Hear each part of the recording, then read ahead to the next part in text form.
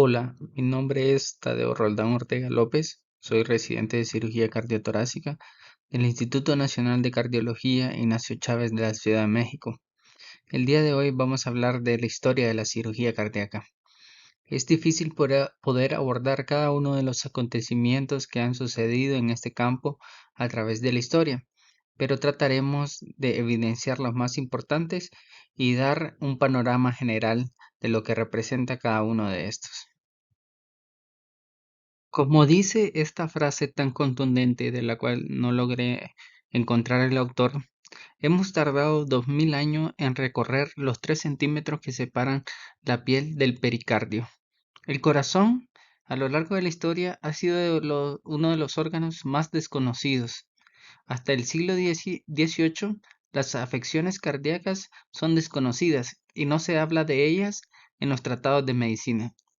Fue el libro de William Harvey, Extertiato Anatomy de Mortus Cordis Insanguinis, el primero que describe este órgano con mayor precisión, pudiéndose considerar el comienzo de la medicina moderna.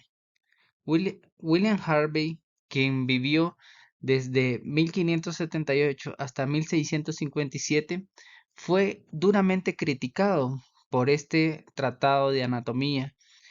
Aquí podemos ver la portada del mismo en esta parte de la diapositiva y algunas de las representaciones esquemáticas y anatómicas que se mostraban en este libro. Las críticas vinieron dirigidas prácticamente porque Harvey criticaba duramente a Galeno y las descripciones anatómicas que había hecho siglos previos, catalogándolo en prácticamente como un mentiroso, porque William Harvey hizo múltiples estudios anatómicos en cadáveres y determinó que muchas de las cosas que eran afirmaciones de Galeno no eran tal cual. Por esto, muchos de los médicos de esta época que tenían como Galeno como un gran padre de la medicina y de la anatomía, criticaron duramente a William Harvey. La primera intervención cardíaca fue realizada en 1815 por el español Francisco Romero. Podemos observar un retrato de él en la diapositiva, quien realiza con éxito la primera toracotomía seguida de pericardiectomía. En ese mismo año, en abril, presenta su memoria titulada Observatio de Pectoris Hydrops a la Sociedad de Medicina de París, en la cual explicaba los hallazgos encontrados en esta intervención. En 1833 existe una famosa frase que se le acuña al famoso cirujano Christian Theodor Billroth, el cual cita: el cirujano que intentara suturar el corazón perdería el respeto de sus colegas. Esta es una de las cosas por las cuales hemos tardado tanto en realizar las primeras intervenciones cardíacas a través de la historia.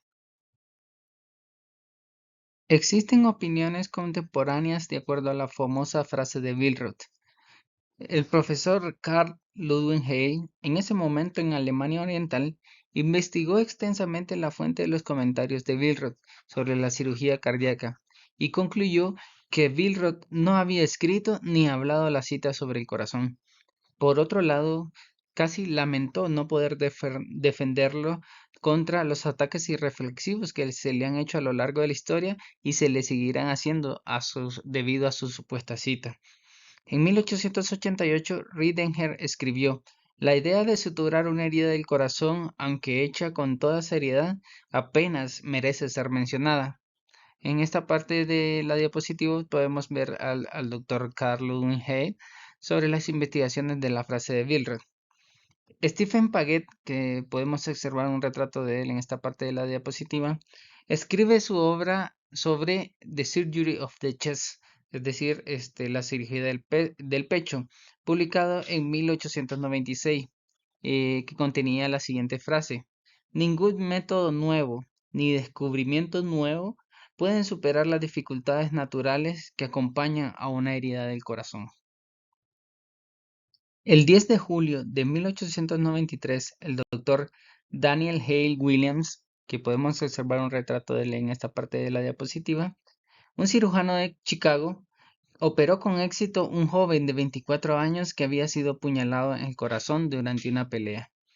Notó un desgarro en el pericardio y una herida punzante en el corazón, de aproximadamente un décimo de pulgada de largo. La herida en el ventrículo derecho no sangraba, por lo que Williams no colocó un punto en dicha herida.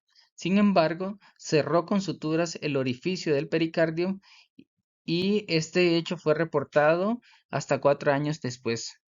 En esta imagen podemos ver el Hospital de Previsión y Escuela de Formación de Enfermeras de Chicago, fundada por Daniel Hale Williams en 1891. Axel Kapelin, quien vivió desde 1858 hasta 1919, y podemos observar un retrato en esta parte de la diapositiva. El 4 de septiembre de 1895, en el Hospital de Cristiana, que actualmente es Oslo, reparó una laceración del ventrículo izquierdo y ligó con éxito la arteria coronaria descendente distal en un hombre de 24 años que había sido apuñalado en la axila izquierda y que a su llegada estaba en un shock profundo. El abordaje fue a través de una toracotomía y el paciente despertó y pareció estar bien durante 24 horas, pero enfermó y sufrió un aumento de temperatura y acabó muriendo, por lo que el examen post-mortem probó que era una mediastinitis al tercer día posoperado, pero se determinó también que la sutura que había realizado estaba íntegra.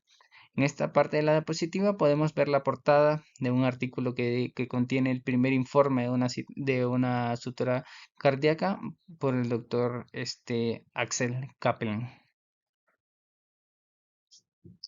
Guido Farina, quien vivió desde 1868 hasta 1939 y no logré encontrar un retrato del mismo, solo este que se encuentra en la lápida de su tumba, informó que había suturado una herida en el corazón en marzo de 1896. Un hombre de 30 años quien sufrió una herida de arma blanca en el quinto espacio intercostal, el cual le dejó una herida de 7 milímetros en el ventrículo derecho. Farina cerró la herida con 3 suturas de seda y colocó 2 puntos más entre ellas. La herida curó sin complicaciones, pero desarrolló una neumonía bronquial grave y el paciente falleció 3 días después. La autopsia mostró que la herida estaba perfectamente curada, la herida del corazón. Pero no fue hasta 1910 que John Bland Sutton, que podemos ver un retrato en esta parte de la diapositiva, informó este caso en detalle. Es decir, este caso fue informado hasta 14 años después de que ocurrió. El 9 de septiembre de 1896, el doctor Ludwig Renk, quien vivió desde 1840 hasta 1930, y podemos observar un retrato de él en esta parte de la diapositiva, era un cirujano de Frankfurt y fue el primero en suturar con éxito una herida en el corazón en un paciente de 22 años que había sido apuñalado. Aquí podemos observar la portada del informe del doctor Ludwig Renn, que describe la primera cardiografía exitosa, y en este informe estaba esta representación del abordaje que había realizado. Sin embargo, como podemos observar, en esta parte hay una combinación de un abordaje longitudinal y transversal del tórax, pero en la primera intervención que realizó el doctor Ren, fue únicamente por toracotomía. Antonio Parrosani, quien vivió desde 1870 hasta 1930 en Roma, Italia, en abril de 1897, realizó la primera sutura exitosa del ventrículo izquierdo. El paciente Adolfo Barboni, de 32 años, había sido apuñalado en el séptimo espacio intercostal izquierdo, la noche del 18 al 19 de abril de 1897. Parrosani metió el dedo meñique de la mano derecha en una herida de 2 centímetros de largo en el vértice del corazón, deteniendo el sangrado. Después de 75 minutos, la operación finalizó con éxito, realizando la rafia del ventrículo izquierdo. Podemos observar aquí la portada del artículo que informa sobre la primera sutura exitosa del ventrículo izquierdo.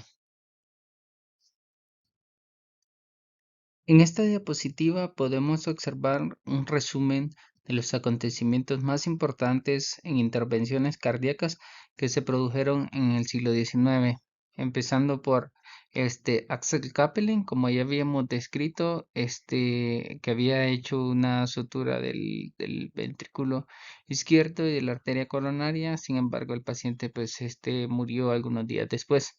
El caso de Guido Farina con una lesión en el ventrículo derecho que murió 7 días después. Y el primer caso exitoso del doctor Ludwig Renn en 1896, una lesión del ventrículo derecho con un desenlace exitoso.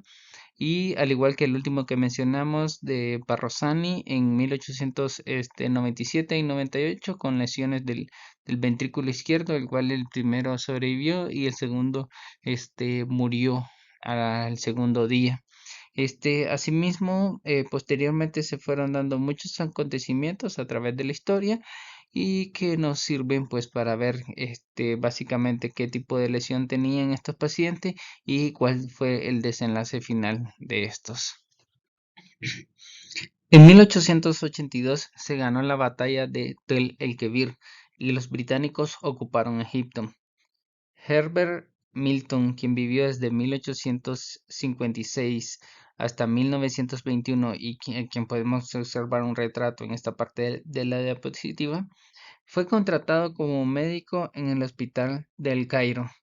En 1897 describió su experiencia experimental y clínica con un enfoque directo al mediastino a través de lo que él denominó una incisión torácica media anterior, que posteriormente sería conocida como esternotomía media.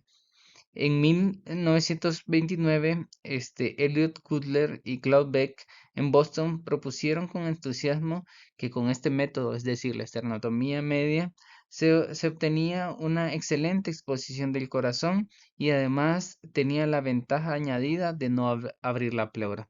La esternotomía media es el abordaje estándar actualmente para la cirugía cardíaca.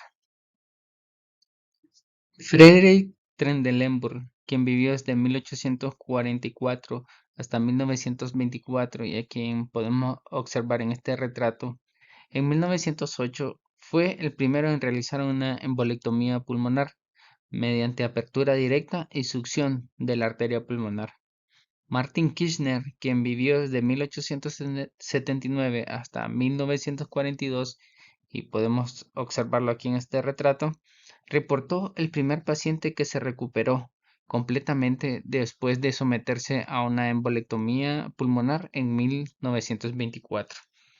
Para 1939, John Gibbon, estimó que 9 de los 142 pacientes que se habían sometido al procedimiento de embolectomía pulmonar en todo el mundo salieron vivos del hospital, es decir, una mortalidad demasiado elevada.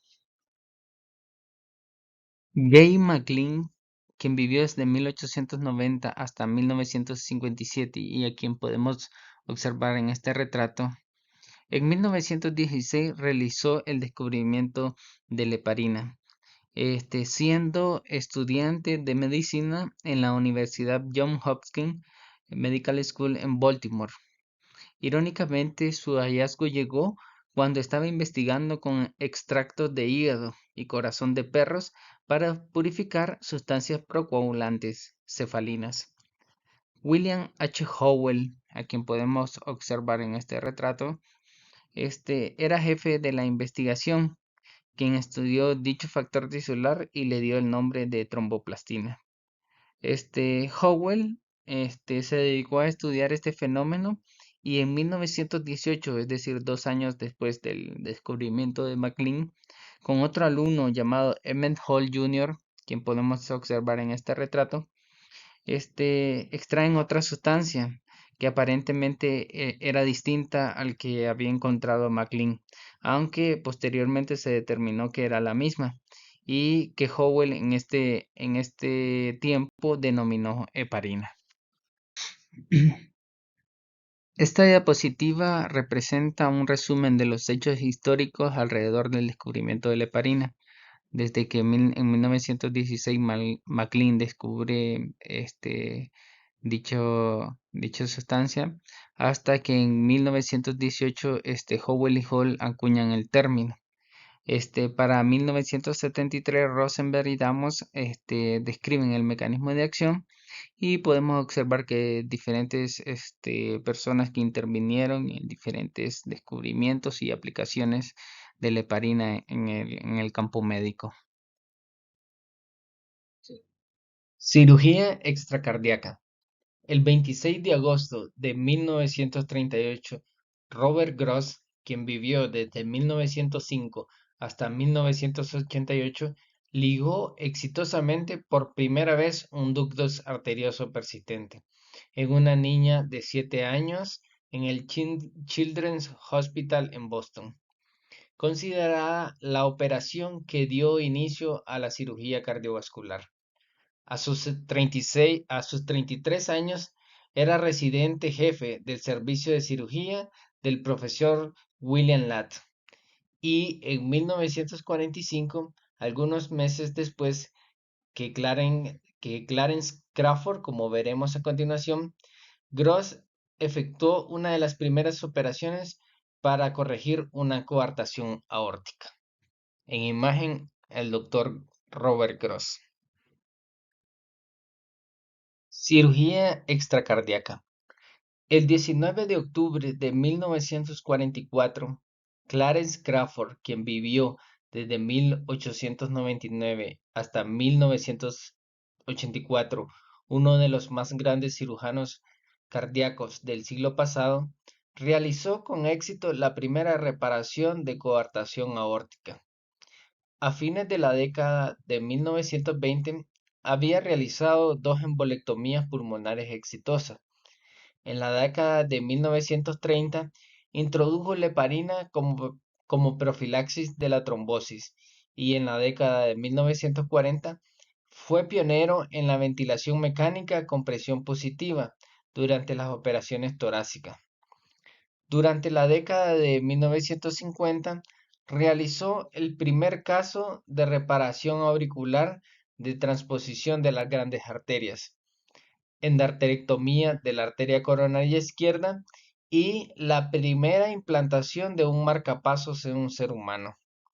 En 1954 realizó con éxito el segundo caso de bypass cardiopulmonar en el mundo, que fue el caso de un mixoma intraauricular, el cual por lo tanto fue la primera vez que se realizó la extirpación de un mixoma intraauricular.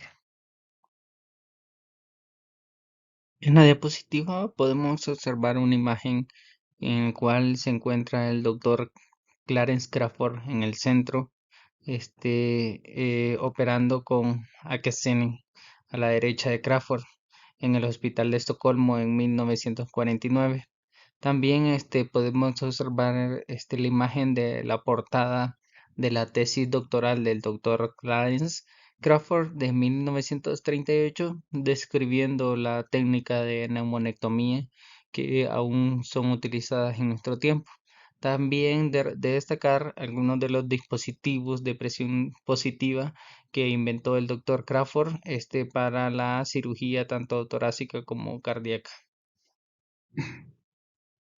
Helen Townsend, quien vivió desde 1898 hasta 1986 y que podemos ver en este retrato en la diapositiva, fue fundadora de la cardiología pediátrica en la Universidad Johns Hopkins, en donde observó que los niños con enfermedad cianótica grave sobrevivían más tiempo si el ducto arterioso se mantenía permeable.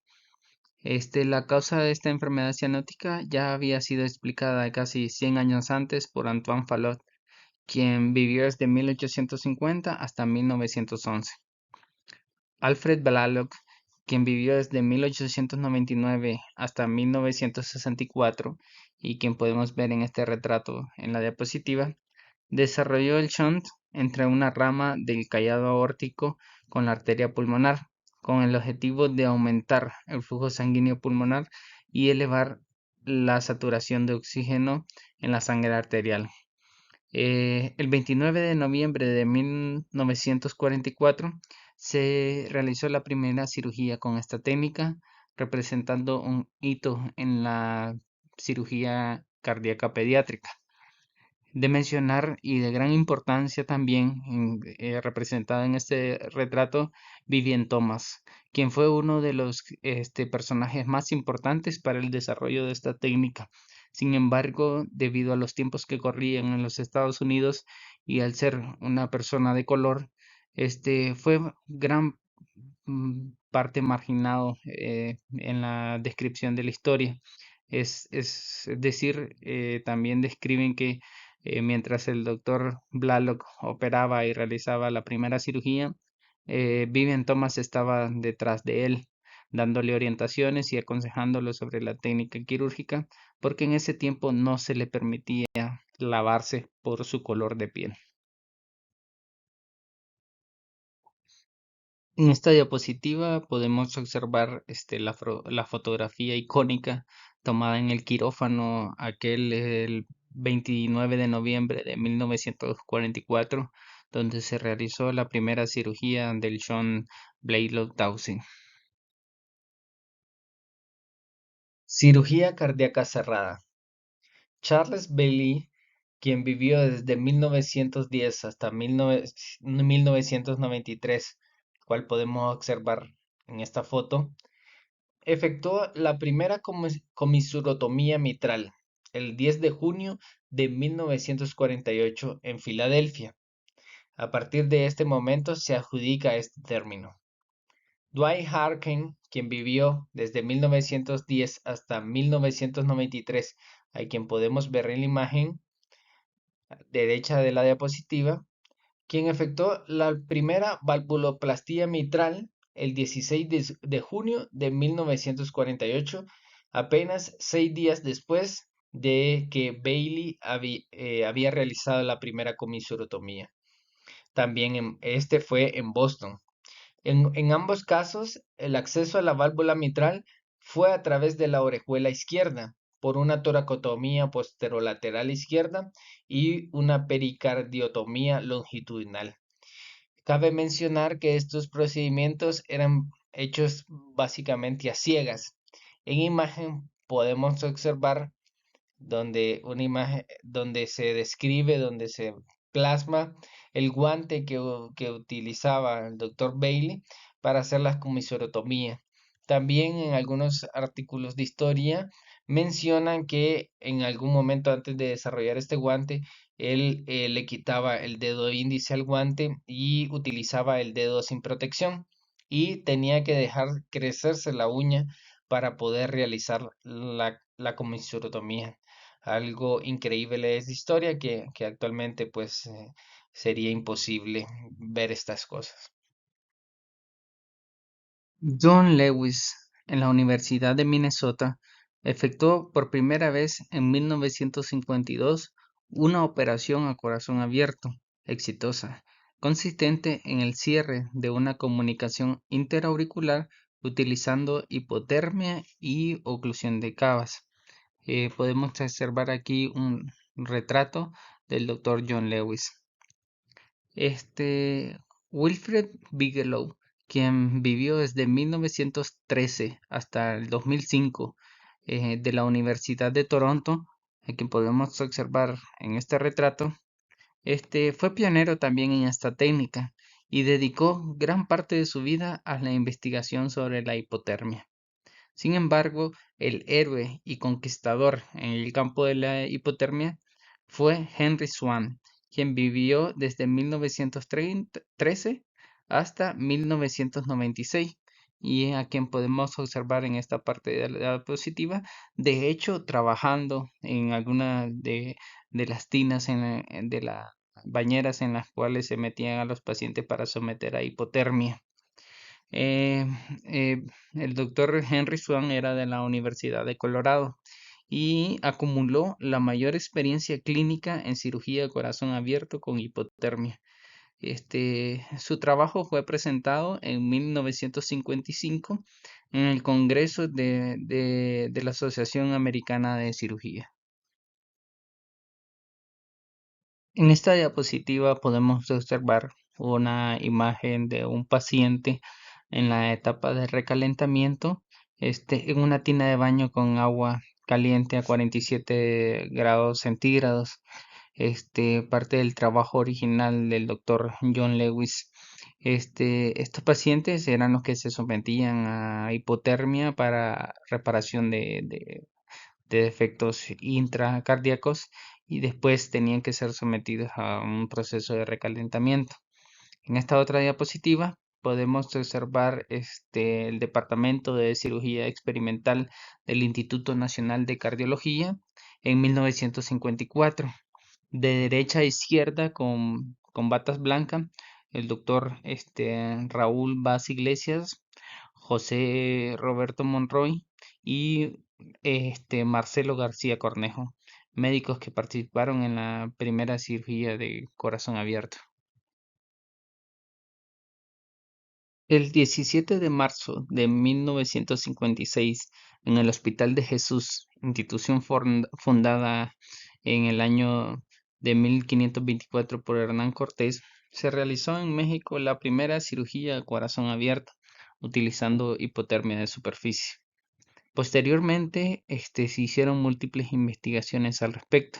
Uno de los estudios más importantes de ese tiempo fue el que describió el tratamiento quirúrgico de la comunicación interauricular bajo hipotermia y con oxigenación extracorpórea, un estudio comparativo en el cual concluyeron que los pacientes que eran sometidos a circulación extracorpórea se obtenían mejores resultados, con más baja mortalidad y se permitía operar lesiones más complejas y sin limitaciones de tiempo que tenía la hipotermia en ese tiempo.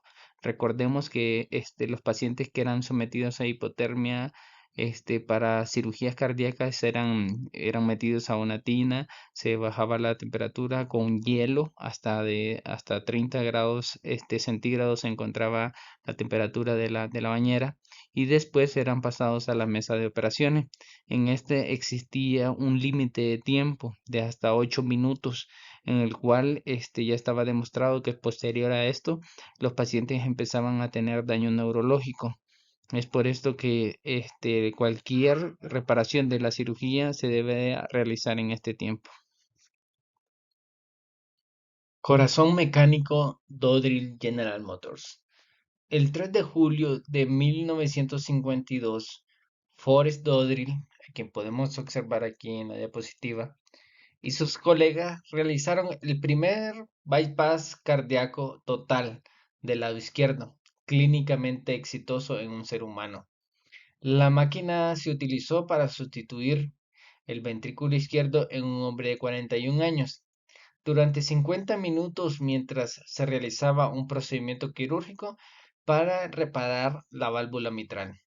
Los propios pulmones del paciente se utilizaron como oxigenador de la sangre.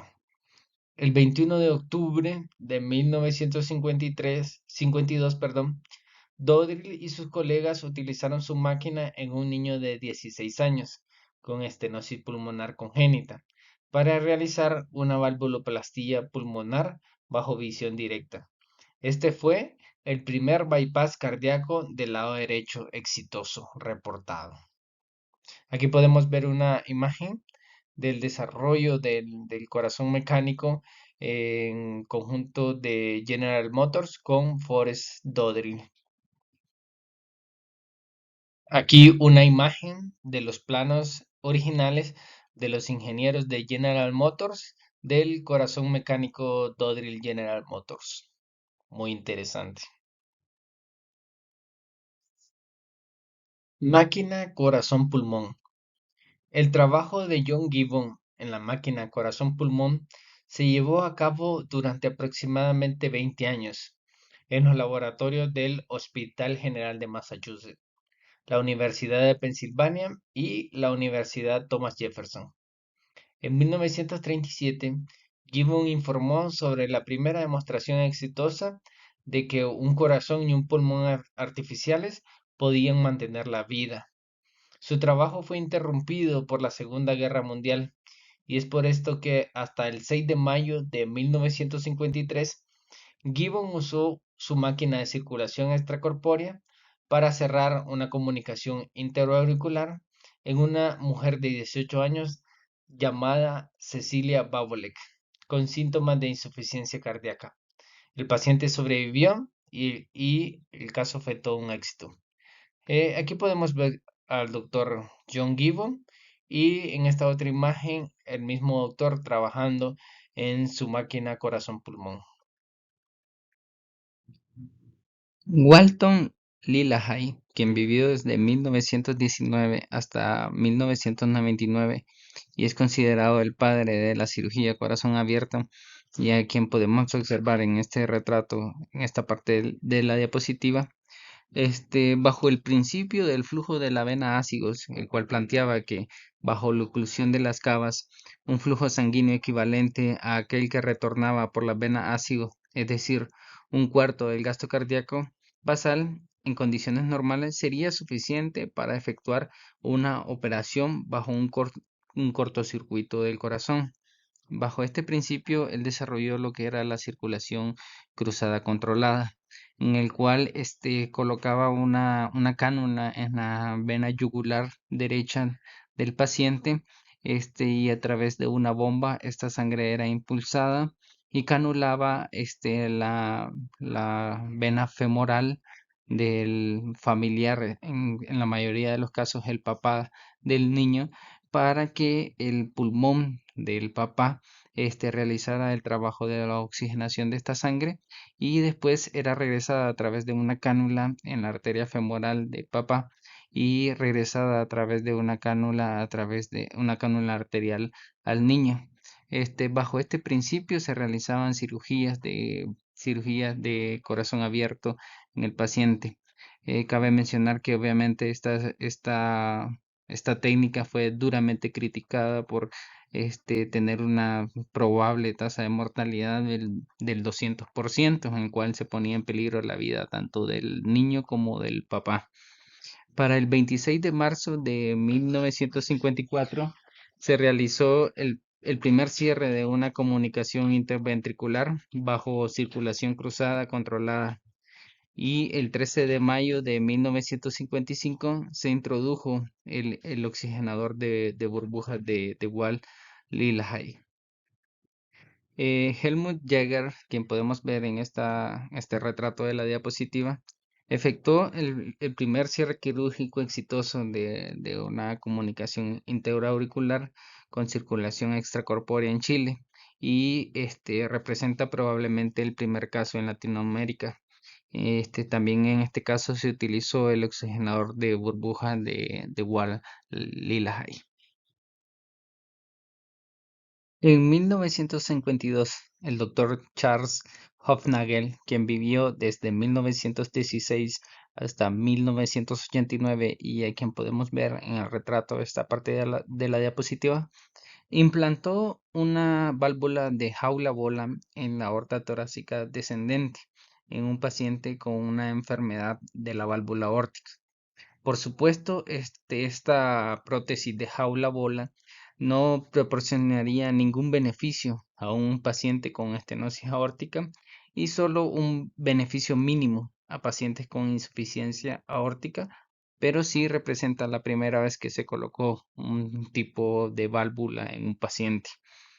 Para 1960, el doctor Dwight Harkin, quien vivió desde 1910 hasta 1993 y quien podemos observar en este retrato, pudo implantar una válvula de jaula bola en posición subcoronariana en un paciente con estenosis aórtica. En ese mismo año, es decir, en 1960, el doctor Albert Starr y el ingeniero Miles Edwards reemplazaron con éxito la válvula mitral, utilizando también una válvula de tipo jaula bola, que era de su propio diseño.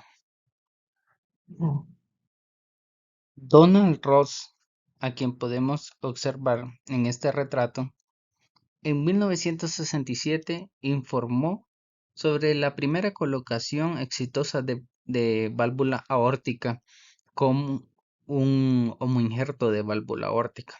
En 1964, Durán y Gunning en Inglaterra reemplazaron una válvula aórtica en un paciente usando un senoinjerto de válvula aórtica porcina. Carpentier, a quien podemos observar en este retrato, y sus colegas revitalizaron el interés en las válvulas de senoinjerto mediante la fijación de válvulas porcinas con glutaraldehído. Y el doctor Alain Crivier en Francia fue el primero en realizar con éxito una inserción transcatéter de válvula aórtica en un paciente el 16 de abril del 2002. Doctor Alain Crivier en este retrato podemos observarlo. En estas imágenes podemos observar una reseña histórica de imágenes del desarrollo de las válvulas cardíacas. Aquí podemos ver una imagen de una foto de la válvula que utilizó por primera vez Hofnagel en posición torácica y posteriormente el desarrollo de las válvulas de bola enjaulada. Esta es la diseñada por Harken y Sorov y esta es la que diseñó Starr y Edwards. Aquí diferentes modelos, básicamente con el mismo principio. Podemos ver la evolución de las válvulas de bolas aórticas de Starr Edwards desde 1961 hasta 1980, viendo cómo fue cambiando el diseño. En la imagen podemos ver al doctor Albert Starr a la izquierda y al señor Miles Edwards a la derecha. Y después, posteriormente, se fueron desarrollando la válvula de disco no basculante. Aquí podemos ver diferentes modelos. Interesante, está diseñada por Cooley y Cutter. Después se desarrollaron lo que fueron las válvulas de disco basculante, en el cual podemos ver los primeros prototipos y la evolución de las mismas. Y ya posteriormente fueron las válvulas bivalvas, válvulas en vez de utilizar un disco, ya utilizaban dos discos. Y podemos ver algunas de las más recientes, como son la St. Jude Medical y la Carbomedics. Y también un pequeño imagen de reseñas de las válvulas biológicas. Aquí podemos ver una válvula biológica bovina, válvulas de dura madre cuando se estaban elaborando, y aquí ya una válvula de dura madre ya elaborada. Podemos ver las características que tenían estas válvulas de dura madre. Cirugía coronaria. La angiografía coronaria selectiva fue desarrollada por Sons y Shirey en la clínica Cleveland y reportada en 1962. Entre 1960 y 1967 se informaron varios casos esporádicos de injertos coronarios. En esta imagen podemos ver al Dr. Mason Sons, padre de la angiografía coronaria. El doctor Robert Goetz realizó lo que parece ser la primera operación de derivación de arteria coronaria claramente documentada en un ser humano, que fue en la ciudad de Nueva York, el 2 de mayo de 1960. Aquí podemos ver una imagen del doctor Robert Goetz. Y en 1964, Vasily Kolesov, también podemos observar en esta parte de la diapositiva, realizó la primera revascularización coronaria con sutura con éxito, utilizando como injerto la arteria mamaria interna. René Favaloro, quien vivió desde 1923 hasta el año 2000, es considerado el padre de la revascularización coronaria, el cual en la Cleveland Clinic usó la vena safena para sortear la obstrucción coronaria y establecer el bypass coronario. El artículo de 1968 se centró en 15 pacientes con oclusión de la arteria coronaria derecha proximal, en los cuales también se colocó un injerto interposicional de vena safena entre la aorta ascendente y la arteria coronaria derecha distal a la obstrucción. Sin embargo, la indicación de cirugía coronaria era controvertida en ese momento, hasta que en 1969, cuando Dudley Johnson, a quien podemos observar en esta parte derecha de la diapositiva, y sus colaboradores de Milwaukee presentaron una serie de 301 pacientes con buenos resultados a largo plazo, en los cuales habían sido sometidos a un bypass de vena safena. Y en 1973, Carpentier utilizó por primera vez el injerto libre de la arteria radial. A lo largo de la historia, el trasplante cardíaco ha tenido múltiples obstáculos, desde el desarrollo de las técnicas quirúrgicas, el estudio del rechazo humoral y celular, así como también falta de apoyo médico e institucional. En años previos, no estaba bien establecido también el diagnóstico de falla cerebral y era prácticamente necesario que un paciente estuviera a punto de morir por una falla cardíaca, como un receptor, y un paciente a punto de morir por un traumatismo craneoencefálico o alguna otra causa para muerte cerebral, y que estos coincidieran en tiempo. A pesar de todo esto, el 3 de diciembre de 1967, el doctor sudafricano Christian Barnard, a quien podemos observar en este retrato, realizó el primer trasplante de corazón en el mundo en la ciudad del Cabo. El receptor vivió 18 días y murió por una neumonía asociada a pseudomonas. El 6 de diciembre de 1967, el doctor Adrian Kantrowitz, a quien podemos observar en este retrato, quien ya un año previo, en el 66, había intentado realizar el primer trasplante, pero por falta de apoyo de sus colegas no se pudo realizar. En esta fecha, en 1967, realizó el primer trasplante en Nueva York. Sin embargo, pues el donador era un bebé que había nacido con anencefalia y el receptor un bebé de 3 semanas con atresia tricuspidia. A pesar de que el corazón trasplantado recuperó ritmo sinusal, únicamente fue funcional por unas horas.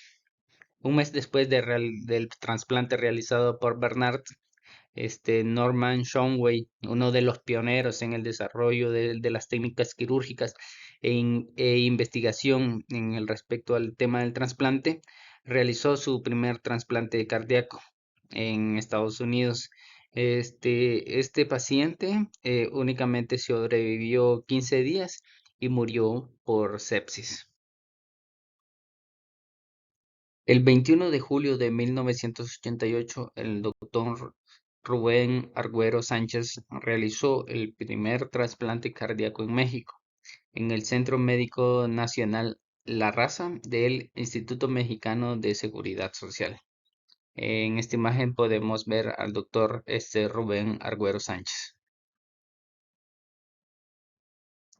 El 3 de mayo de 1968, aproximadamente 6 meses después del primer trasplante realizado por Bernard, el doctor Denton Cooley realizó su primer trasplante cardíaco, lo que culminó con una gran rivalidad con el doctor Michael DeBakey, y terminó con un rompimiento total de sus relaciones cuando el doctor Cooley implantó el primer corazón artificial el 4 de abril de 1969 en un paciente con grave falla cardíaca, mientras lograba obtener un donador adecuado. El implante de este dispositivo funcionó durante 64 horas hasta que consiguió el donante y Cooley, el mismo médico, efectuó dicho trasplante. Sin embargo, pues el paciente murió al día siguiente por neumonía. El programa de corazón artificial era dirigido por el doctor Michael DeBakey quien se enfureció por el audaz hecho efectuado sin su autorización y acusó a Cooley, quien fue amonestado por el Colegio Americano de Cirujanos y expulsado del Baylor College of Medicine, y lo que lo llevó a fundar el Texas Heart Institute en Houston, donde continuó pues una brillante carrera. Por su parte, el doctor Michael DeBakey desarrolló pues lo que es el hospital metodista. En estas imágenes podemos observar una revista de 1870 en el cual lo titulan Dos grandes cirujanos en guerra por el corazón humano y diferentes imágenes en esta parte donde trabajaron juntos en el Baylor College of Medicine y una vez que ya a edad avanzada hicieron las paces, el doctor DeBakey recibiendo el miembro honorífico de la fundación del doctor Cooley. En esta diapositiva podemos observar el Texas Heart Institute como producto de la brillante carrera del doctor Denton Cooley y lo que es el metodista como producto de la brillante carrera del doctor Michael DeBakey, dos de los centros de referencia del continente americano en cirugía cardíaca y de referencia a nivel mundial también, ambos ubicados en Houston. Para terminar y como contraste, observamos esta imagen en la cual está el prototipo de corazón artificial más avanzado que se cuenta hasta la fecha. Y terminamos también con esta frase del doctor Fernando Quijano Pittman que cita la calidad de un servicio de cirugía se mide por los cirujanos que en él se forman. Esperando que toda la información brindada sea de utilidad. Muchas gracias por su atención.